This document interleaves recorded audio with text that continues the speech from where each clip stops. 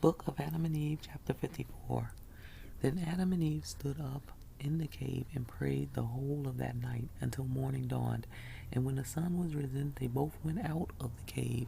Their heads were wandering from heaviness of sorrow, and they didn't know where they were going. And they walked in that condition to the southern border of the garden, and they began to go up that border until they came to the eastern border, beyond which there was no more land. And the cherub who guarded the garden was standing at the western gate, and guarding it against Adam and Eve, lest they should suddenly come into the garden. And the cherub turned around as if to put them to death, according to the commandment Elohim had given him.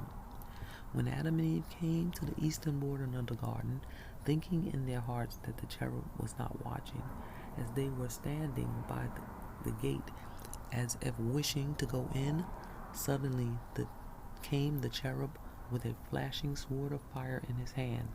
And when he saw them, he went forth to kill them, for he was afraid that Elohim would destroy him if they went into the garden without his order. And the sword of the cherub seemed to shoot flames a distance away from it. But when he raised it over Adam and Eve, the flame of the sword did not flash forth.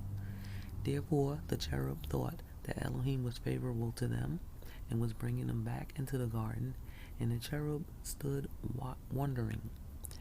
He could not go up to heaven to determine Elohim's order regarding their getting into the garden. He therefore continued to stand by them, unable as he was to part from them, for he was afraid that if they should enter into the garden without permission, Elohim would destroy him.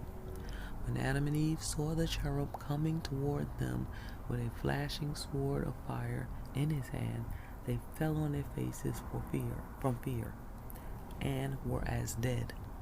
At that time the heavens and earth shook, and another cherubim came down from heaven to the cherub who guarded the garden, and saw him amazed and silent. Then again other angels came down close to the place where Adam and Eve were. They were divided between joy and sorrow. They were glad because they thought Elohim was favorable to Adam and wished him to return him to the garden and wished to restore him to the gladness he once enjoyed.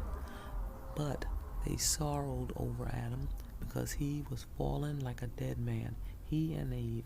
And they said in their thoughts, Adam has not died in this place, but Elohim has put him to death for his having to come to this place, wishing to get into the garden without his permission.